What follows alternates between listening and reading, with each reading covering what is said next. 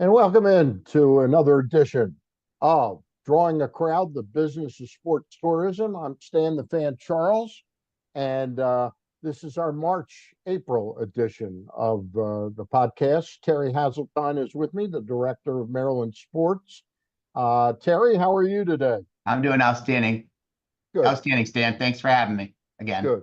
Always a pleasure to talk to you.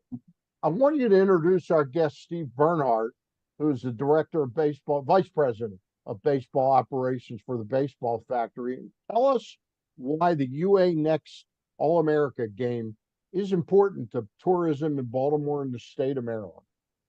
Oh, first of all, thanks, Steve, for joining us today. It's great having him here. When he and Amanda Jane came into my office, oh shoot, it feels like an eternity ago, but it was probably just about a year ago, and talked about this opportunity. It was a no-brainer for why it needed to be here in Maryland and ideally in Oriole Park at Camden Yards. It identifies the best baseball players, at the high school level, making their stance on why they play the game, the beautiful game, and making sure that it has the best venue and the best opportunity to really showcase. So it's great for the city of Baltimore because these athletes will stay in, downtown, but it's also a way for us to showcase the importance and value of baseball has on our city and on our state. And in addition to that, it also will bring in fans from across the region into the city of Baltimore to witness this, great game of baseball being played at Oriole Park at Camden Yards on September 13th. And having a relationship with, our guest today, Steve, he's the impetus behind how this thing all came together. We just got a chance to partner with him and the organization he's involved with because he's the key cog to making this happen, and we're just glad to be a part of it. Real quick, before I introduce Steve and talk directly to him, Terry, new ownership of the Orioles, were they very receptive and understanding as to why this is important for you and receptive to it? Oh, absolutely. The new ownership group, raised their hand and said, "We want to figure this out. We want to work with you. Want to roll up our sleeves to make sure that it gets done." Sometimes some of the mechanics get in the way of why we weren't able to do this maybe earlier than this year. But the Yeah. fact of the matter is, they did raise their hand and said, "Hey, if Maryland sports find this as a critical cog to their mission and their opportunities, then we want to be a part of it." And so here we are today talking about making something come to reality after months and months of talking about it because the new ownership group did really raise their hand and say, how do we get involved and how do we help? All right, I wanted to get that out there. Steve, you're vice president of baseball operations. I've known about the baseball factory. I know some of the people involved. This is a space I didn't really know that baseball factory was involved in. Have you been involved with this all along, or is this kind of a new gambit for you? Well, Stan and Terry, thanks for having me. First of all, Yeah. so excited to be able to announce, like Terry said, that this All America game is coming to Camden Yards and to Baltimore. It's just a perfect fit. It's like a home game for us, since Baseball Factory is a Maryland-based company. Ripken obviously is Maryland-based. We got the Orioles here. Under Armour's Maryland-based. It's just a perfect fit, and I couldn't be more excited about it. As far as Baseball Factory, we've been around for about 30 years, mainly helping mostly high school age players Yeah.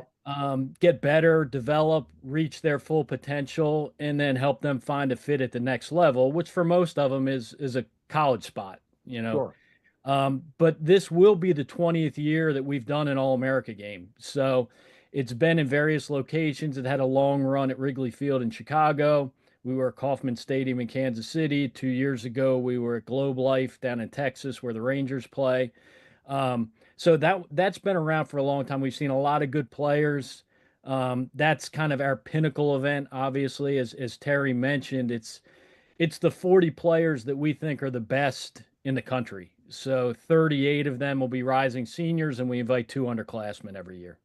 And tell me, the selection of the top 40 players, is that done by a group of the talent evaluators at Baseball Factory? It is. I'm lucky enough to kind of oversee that selection committee. And this year we also just announced the UA Next Prospect Tour. So when late July rolls around, we'll start to hit about 8 or 9 different places around the country where players have a chance to come work out, play some games. We get to see them for like a 3-day stretch and evaluate them, and hopefully, find the best for the All America game. Some of our younger guys, it gives us a great chance to start to build history with them in hopes that they're the future All Americans down the road. Steve, tell me, do any of the players that will play in this game, well, the game is in September, will they have been potentially drafted by that time? Or have they been the players that have been drafted in high school opt out of this game? This will be for guys that are just be starting their senior year, so they'll be eligible for the following year's draft. Okay, gotcha. Okay. So these guys are even a little bit younger, and Younger. As you know, Stan, from being around it, like scouting at any level is a challenge. But the younger they are, the tougher it is to figure out what they're going to be in 10 years or so. But we've had a lot of success. Over 150 first round draft picks have played in the game, and Wow. That's you know, quite impressive. it's really cool too on the Baltimore side. Gunnar Henderson played in our game when he was in high school. As a matter of fact, Bill Ripken managed. Is he any good, that Gunnar Henderson? Well, Bill managed him in the game. It was in Chicago a few years back, and he had a pretty good starting lineup. He had Gunnar, who he actually started at third base. Bobby Witt Right. Jr. started at short. Hmm. Anthony Volpe, now the Yankee shortstop, started at second base, and Corbin Carroll was a starting center fielder there, who was National Wow. Rookie of the Year. So Wow. that was a pretty good That's- squad that year. All right. Terry, I know you got some questions for Steve. So Steve, once these athletes start making their way to Baltimore for the game, can you give us a little background on what they can experience once they hit the ground here in Baltimore? Sure. Excited to bring them here. They will come in on Thursday. We'll fly all the players in, and we'll check them into downtown Baltimore hotel. That'll be our hub for the event. And the beautiful new Under Armour headquarters will also be a hub. So the players will get checked in. We'll spend some time with them at the hotel on that Thursday, and then we'll take them over to the Under Armour headquarters, where it's like Christmas for them. The gear that they get, the uniforms, it's first class. It really is. They'll spend a lot of the evening there. We will on Friday do a community give back. We're still kind of working through that, but anytime we do this, we like to get our athletes and our staff involved in giving back to the local community. I think that's going to end up being a clinic for players in the city, and we're ironing out those details. Then the players actually go over to Camden Yards for like a scout showcase on that Friday afternoon, where in years past, when we've done the game, we've had every major league organization represented with anywhere from 2 to 7 or 8 scouts to see it. So they watch the workout. We have preliminaries for our home run derby at the end of that. And then we'll take them to dinner that night and head back over to Under Armour to do like a jersey reveal recognition ceremony for players and their families. And then Saturday's game day. So the Orioles are nice enough to share not just the stadium, but the visiting clubhouse with us. So all the guys will walk in to Camden Yards underneath like big leaguers. Their name will be on their locker. Their uniform and gear will be hanging in there waiting for it. We'll take BP. We'll take infield, outfield like a regular game. We will do the finals of our home run derby, and then the plan is first pitch at 1 p.m. Well, that's outstanding. I think, Dan, what I really love about this, and it goes back to many of the conversations we've had on drawing a crowd, is the legacy piece, talking about giving back to the community. It's not just an event that comes in, plays in our market, but they're actually going to touch, the community at large when they come here. So that was one of the critical things when Steve and the team came in and met with us. It's like, okay, great, we're gonna have the top 40, we're gonna have the best UAs involved, etc. And then when they said, and we're gonna get back to the community, those things all tied together make this a world-class experience for not only the athletes but also the citizens of Baltimore and the state of Maryland to be able to be impacted by the presentation of this this great event. So that to me is the thing that ties in on this event at a high level too, is the legacy give back. Steve, I'm just curious, in college basketball, when they do things like this, the host school sometimes feels like they may have a little bit of an in because they're allowed to be there where other schools aren't. Is there any advantage to the team that hosts this event in terms of rubbing elbows with players and maybe getting to know them a little bit better? Like when it's in Baltimore, do the Cubs have equal access or the Dodgers, or does Mike Elias have a little bit of a leg up here? Well, it's a good it's a good question. I don't know how much I can say to answer that one since I do talk to scouts and scouting directors for all the organizations as I'm vetting these players. But Sure. yes, there is an advantage to it. Certainly, the Orioles want to be able to show off their stadium and their facilities to start with. Uh, Yep. by them hosting, we'll have a member of their development staff or scouting staff on each team staff as well in each dugout while we're here.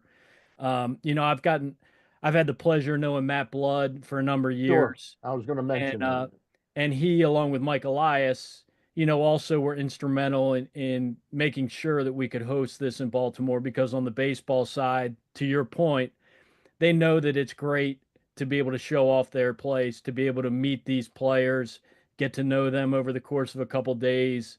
Um, they're experts at judging tools and some of those things, but to be around them and get to know the person and what's on Yeah. the inside and what makes them tick a little bit is certainly an advantage. And by being here in Baltimore and them opening up their facility to us, we certainly want to do anything we can to help them. Terry, a question for you, and Steve can feel free to jump in too. Is this an event, as Steve said, that it was in Wrigley for 7 or 8 years? Is this an event you think that could have a life at Camden Yards? I'm not saying forever, but you think you could host it at least periodically? Well, we hope so. I mean, that's the ultimate goal here is Yeah. we're hoping that we're putting our best foot forward with Steve and the team to ensure that, Baltimore showcases well, that they have an aptitude and a desire to want to come back year in and year out. We also understand they know that they have a product that they, rotating around, might be advantageous. But I hope the bare bone minimum is that we get on a rotation or we're part of the fabric of the rotation Yep. so that we can highlight, our partnership one with the O's because that's very important to us, but also to highlight our partnership with the Baseball Factory as well as Unrivaled Sports and the brand that are associated with putting this event on.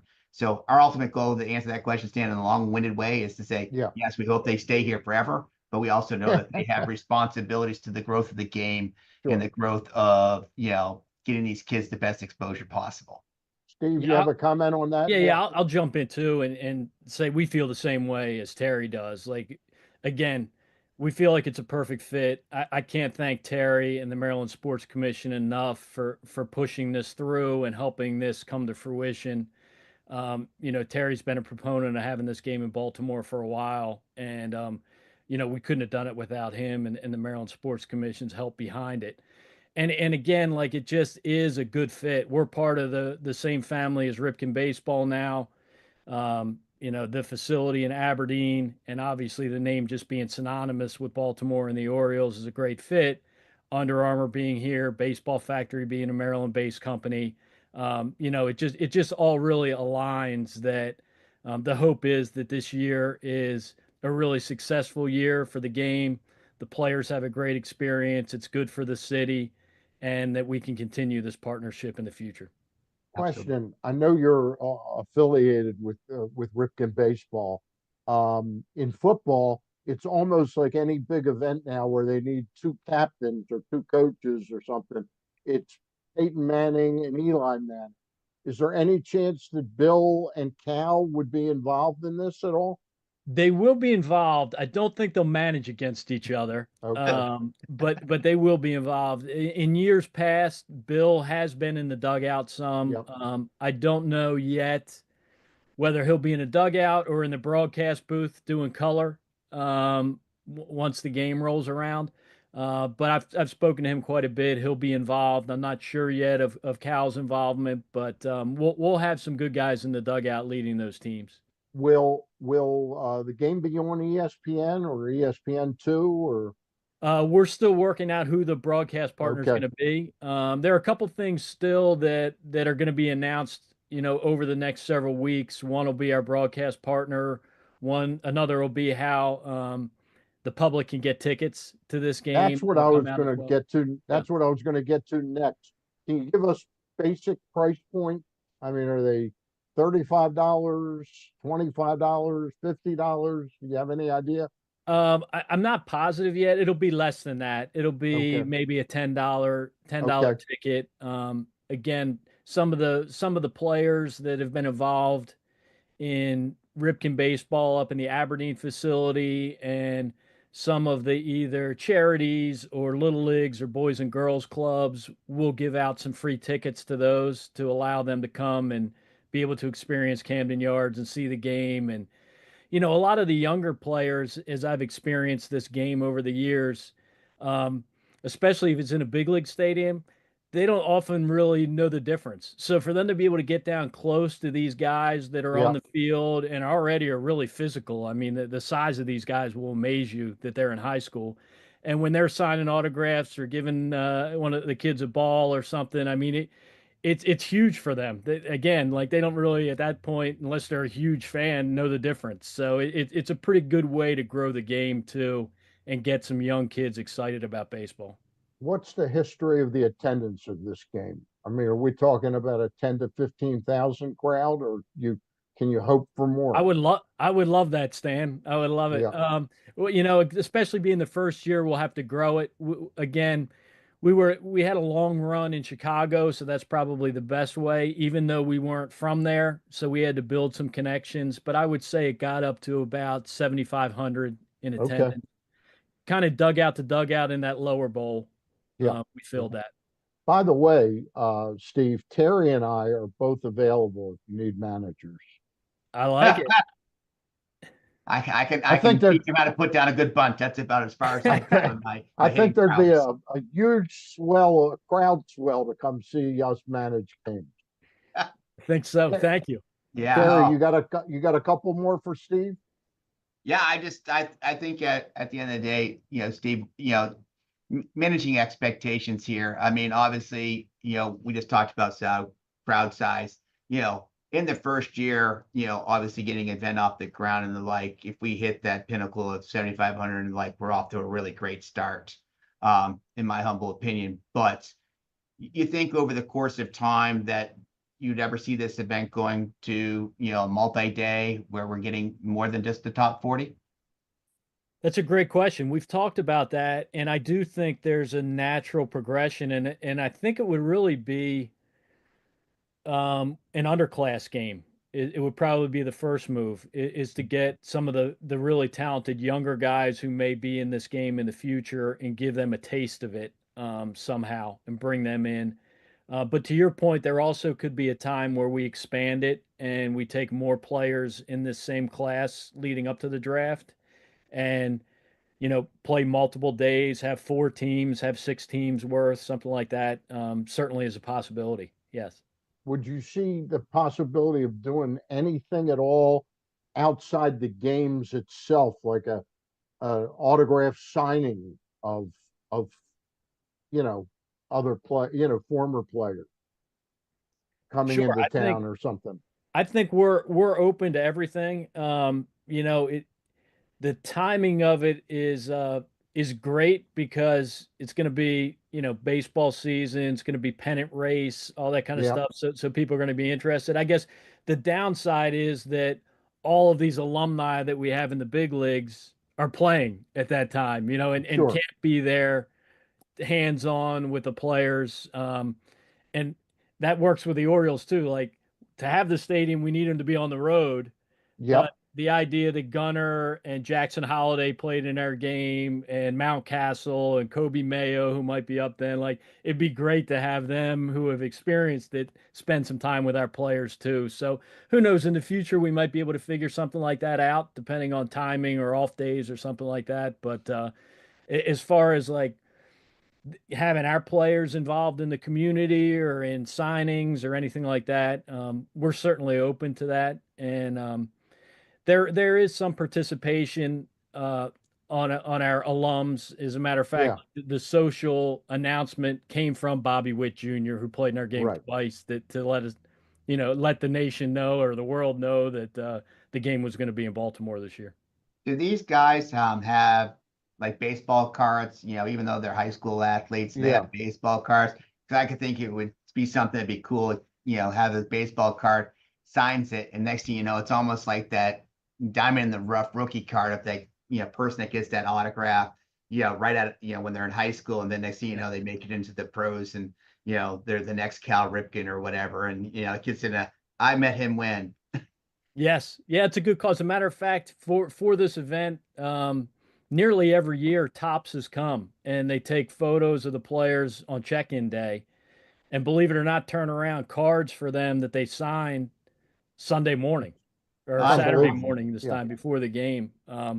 And we've had some interesting guys. I mean, not just the usual guys that you would expect. But to your point, Terry, our MVP years ago was Brandon Nimmo, who now is Mm. an outfielder for the Mets. But he was from I believe it's Wyoming, and they don't have high school baseball. So he was not very well known. He came and went 2 for 3 in our game and won MVP. And um, one guy that was better known for football than baseball that we had was Kyler Murray when he was in high school. Yeah. And he had football practice in Texas in the morning, flew to Should have Chicago. played, should have stuck with baseball, I think. Yeah, he was pretty good. He was pretty good. First rounder. He's made a lot of money in football, but he was going to be a big, big star.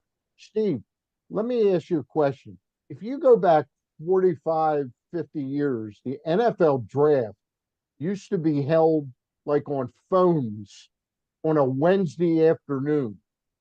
If you go back 10 or 12 years, the MLB draft wasn't a big deal. It's becoming more and more a big deal, and it is driven some by the collectible nature, people following prospects. Have you seen the game grow commensurate with that interest in prospects? I do. Yeah, I think so.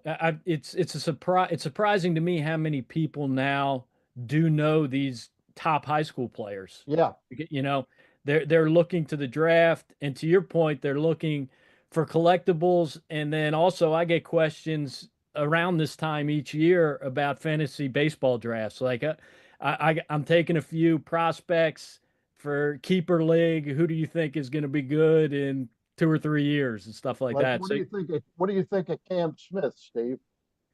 he's a talented guy. Yeah. Yeah. I'm hoping to steal him, but now that I mentioned him, that won't happen.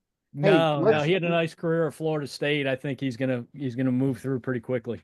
let's recap this. First of all, has the announcement been made about this? It was made in the Yes. last week or two. So Yes. Correct. okay, Yes. the Yep. game is September 13th, 2025. Orioles are in Toronto that weekend. The game is Saturday afternoon or night. Afternoon should be a 1 p.m. start. Okay. And it's at Camden Yards. It's the UA Next All America game. Tickets will be announced shortly in the next couple weeks or few Correct. weeks. Yep. But the game is September 13th. I think it's really, really special if we can get that first year crowd up at 7,500 or more at Camden Yards. We want to thank you, Terry, and I both want to thank Steve Yeah, Bernhardt, thank you. the Vice President of Baseball Operations for the Baseball Factory. And Steve, can you give a plug about your business, about how people, if a father's watching this and he thinks his son is really a special player, or is that why should they call you or reach Sure. out to you, and how do they reach you? Well, I would say if they go to baseballfactory.com, they can see all of our UA Next Prospect Tour events that are coming up. We have a nomination process, so they enter some information there, and then we vet all the players just to make sure that they're the caliber that can handle the event themselves. It's anybody in the graduating class 2026 to 2030. And then the younger guys can participate in the All Ripken games. That's That's also on their website at ripkenbaseball.com. So, you know, we want to help players. We want them to enjoy the game. We want to try and make them better. And then, as I said, you know, ultimately we'll choose the 40 guys that belong at this pinnacle event. What age do you start working? I meant more in general with players, not players that are yet at this caliber. You start working with players when they're 11 or 12, or Yeah, on the Ripken side, they start, you know, as early as 8 and 9 years old okay. with their tournaments and with some individual stuff with the All Ripken games. And then for us at the baseball factory side now, the youngest is that we're working with this summer will be in like 2030 class, which is usually about 13. Once they get up on Okay. the big diamond, that 90-foot diamond is when we'll start working with them. But baseballfactory.com is the way to Yes. check out what you Yep. offer. All Yep. right. And thanks I'll so get my much for having application me. this afternoon. Steve, I'll get my application. I think I have some eligibility left. I think You you do really that, want to see me Terry. out there. That's great. Submit some who's gonna video, please.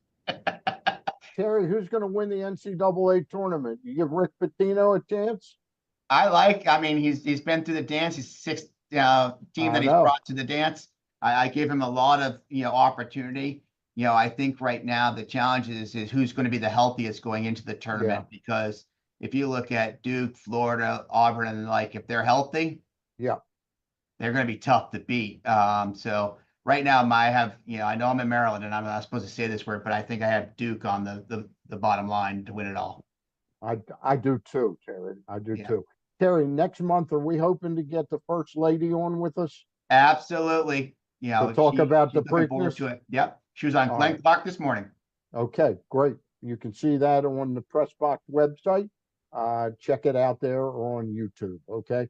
Again, thanks to Steve Bernhardt and Terry Hasseltine. That's it for this month's Drawing a Crowd, the business of sports tourism. We'll see you next month with another Thank show. you. Bye.